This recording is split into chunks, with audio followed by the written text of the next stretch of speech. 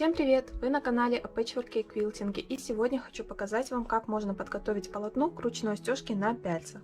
Сейчас будет небольшое вступление, если вам не интересно, можете смело пропускать и переходить к основной части видео. Все тайм-коды я постараюсь указать внизу. Я занимаюсь пэтчворком и квилтингом уже более 6, наверное, уже даже более 7 лет. И в основном это по большей части была сборка блоков на швейной машине, машинная стежка, немного ручной аппликации, и мне всегда хотелось попробовать себя в ручной стежке. То есть это мелкая ручная стежка, вот, например, вот такая. В конце 19 века стандарт был 9 стежков в 1 дюйме. Ну, у меня здесь 8. Вот, надеюсь, видно, насколько она мелкая.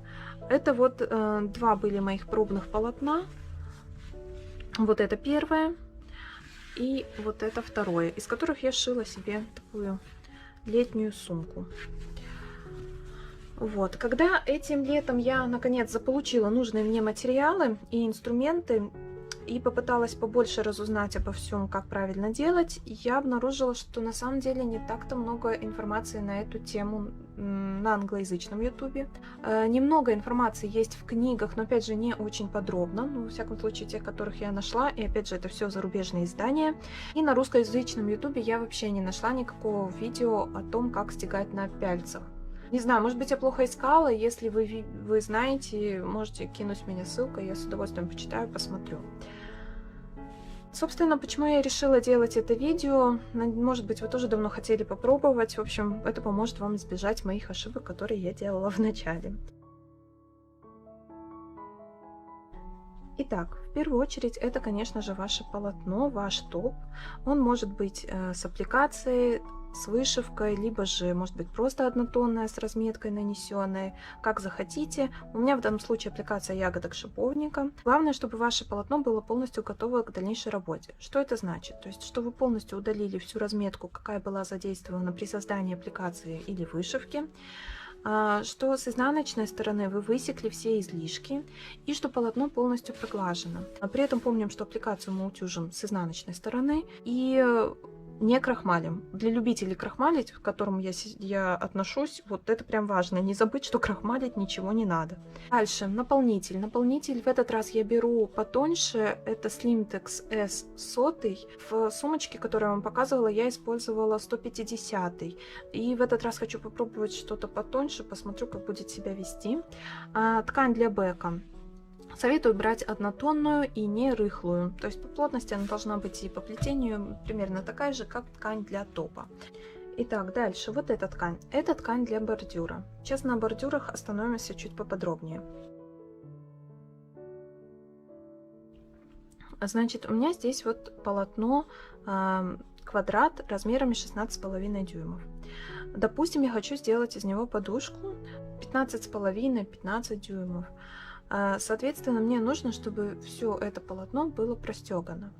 Как вы знаете, пяльца имеют круглую форму, ну, зачастую. Либо это овальная, либо может быть скругленный квадрат.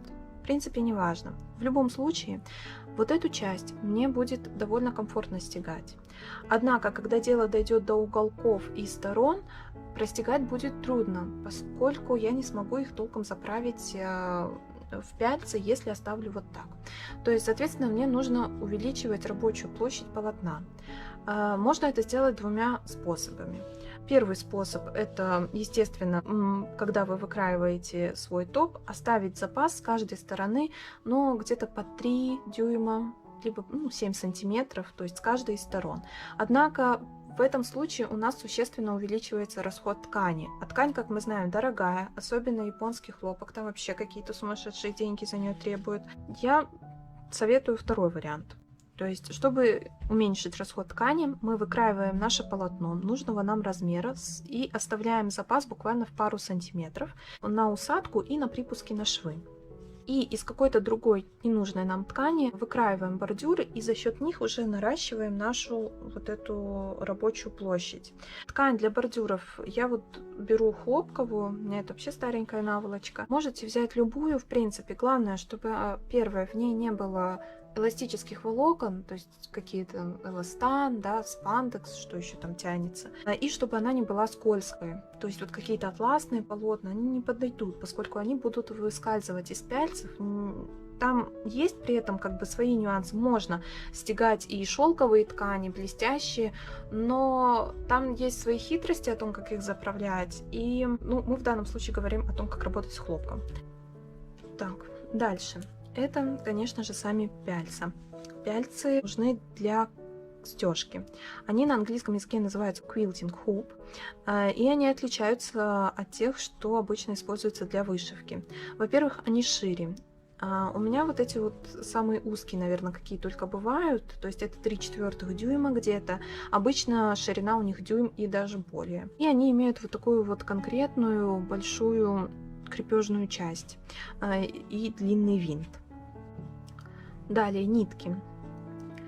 Нитки обычные полиэстровые использую, 40 номер, ничего особенного. Для любителей японского пэтчворка, там девочки знают, что обычно используются специальные нити для сметывания. Они покупаются отдельно, японские, они какие-то более ворсинистые, по-моему. Я вот точно не знаю, я их не пробовала. Ну, в общем, те, кто увлекаются японским пэтчворком, сюда нити эти не нужно расходовать лишний раз. Здесь подойдут обычно, если вы будете стягать на пяльцах. Дальше. Это иглы. Иглы для сметывания. Они обычно очень довольно длинные и имеют маленькое ушко. На английском они называются milliners. Не знаю, видно, не видно. Ну, вот так. В общем, маркер. Я советую использовать водорастворимый маркер, а не самоисчезающий, потому что просто рискуете закончить тем, что маркер исчезнет быстрее, чем вы закончите стежку, а это не надо. Ну и что там осталось? Ножницы, наперсток. Ну вот я еще ложку использую при сметывании, обычная чайная. Собственно, и все. Итак, я вот уже выкроила бордюры. У меня здесь где-то по 3,5 дюйма полосы. Я думаю, этого будет достаточно вообще. Вот так вот я буду их пришивать. Итак, я добавила бордюры. Припуск на шов был 1 сантиметр, ну или 3/8 дюйма. И припуски мы все заглаживаем на сторону бордюров. При этом стежок я использовала самый длинный, какой был на моей машинке, это 6 мм. Потом будет проще отпарывать. Теперь будем переходить к разметке. Действуем именно в таком порядке, потому что если вы сначала нанесете разметку, а потом будете пришивать бордюры, то когда будете их отглаживать, под воздействием температуры маркер может закрепиться и потом плохо будет удаляться с полотна, а нам это не нужно. Итак, я буду делать, скорее всего, подушку из этого, поэтому хочу простегать 15 квадрат, 15 на 15 дюймов. И для начала обозначу границу своей стежки. Извиняюсь за блики на линейке, но ничего с этим сделать не могу, к сожалению.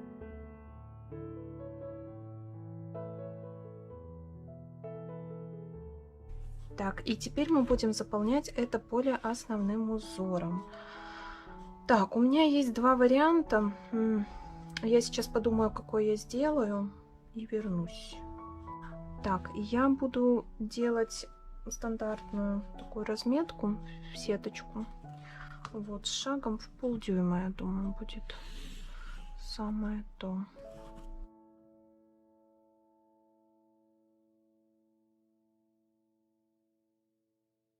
Лучше сначала отмечать более крупные секции и потом размещать их на мелкие. Тогда это будет более равномерно. Так, теперь мы можем переходить к раскрою наполнителя и бэка. То есть теперь мы выкраиваем по размерам вот этого полотна. Так, я на стол положила свой коврик, чтобы защитить стол от уколов от иглы. В общем, вот мой бэк готовый. Далее наполнитель.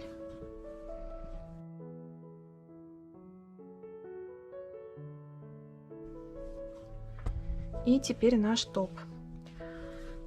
Уже с разметкой, с бордюром. Кстати, по такому же принципу можно сэкономить и расход ткани бэка.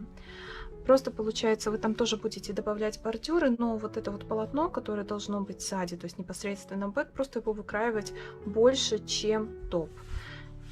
И точно так же можно наставить бордюры. У меня просто это вот остался такой лоскуточек, я уже не стала его обрезать, еще что-то с ним делать. Вот. И так, после того, как все разглажено, все, можно приступать к сметыванию. Значит, есть два варианта сметывания. Начиная от центра и радиально расходящимися лучами, то есть вот мы от центра лучиками вот так вот по всему периметру сметываем. Либо же от центра и в клеточку, так сказать. То есть мы точно так же от центра начинаем, но перпендикулярными линиями. Я предпочитаю второй способ, поскольку он дает меньшую усадку. Во всяком случае, вот когда я делала сумочку Йоко Сайта, я использовала оба способа, благо там такие маленькие детали, и даже на этих маленьких деталях была заметна ощутимая разница в усадке. Не знаю, может быть, я, конечно, там что-то не так делала, но вот уже много раз я проводила такой эксперимент, и если сметать в клеточку, усадка будет меньше. Итак, начинаем от центра.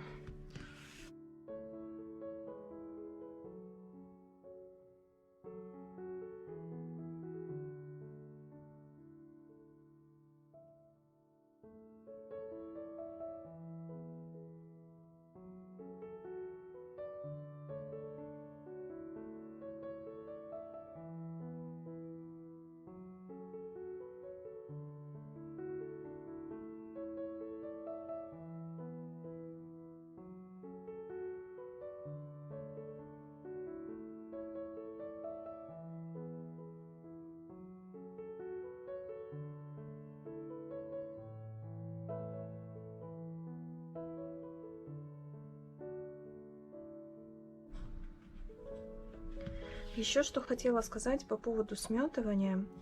Как вы знаете, можно сметать иглой с нитками, вот как мы сейчас делаем. Можно использовать клей-спрей, а можно использовать булавочки специально изогнутые.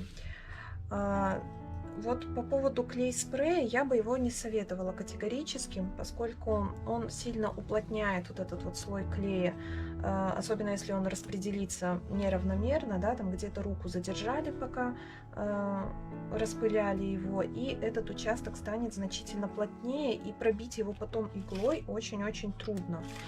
И по этому же поводу, собственно, не советую брать самоклеющиеся наполнители. Есть такие, они бывают, что клеится с одной стороны или двухсторонние. В общем, их тоже не советую. Это просто мучение будет какое-то, а не стежка. И по поводу булавок. Вот на маленьких работах, мне кажется, булавки лишние, поскольку, ну, больше того, как бы они будут цепляться во время стежки, чем вот сэкономят время, да, на этапе подготовки.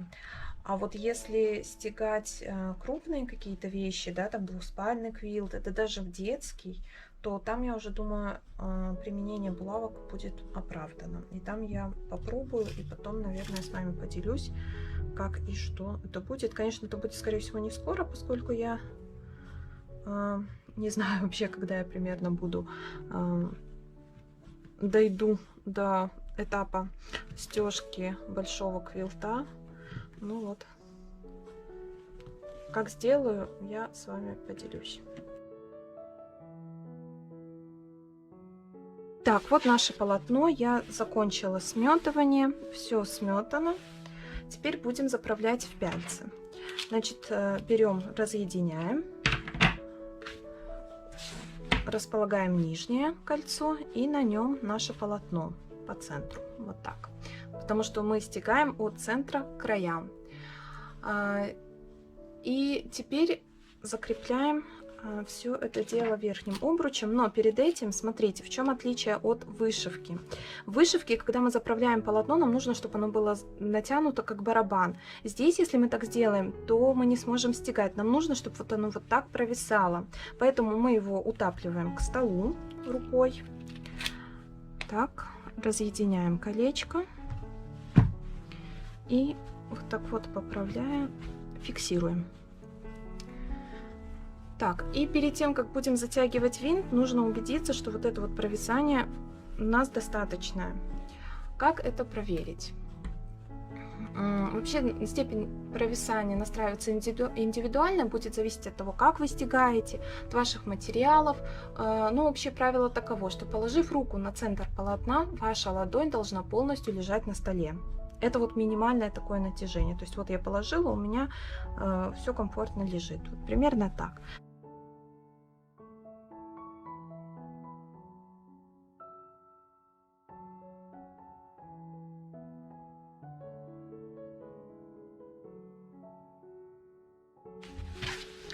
Вот, у нас, видите, оно провисает.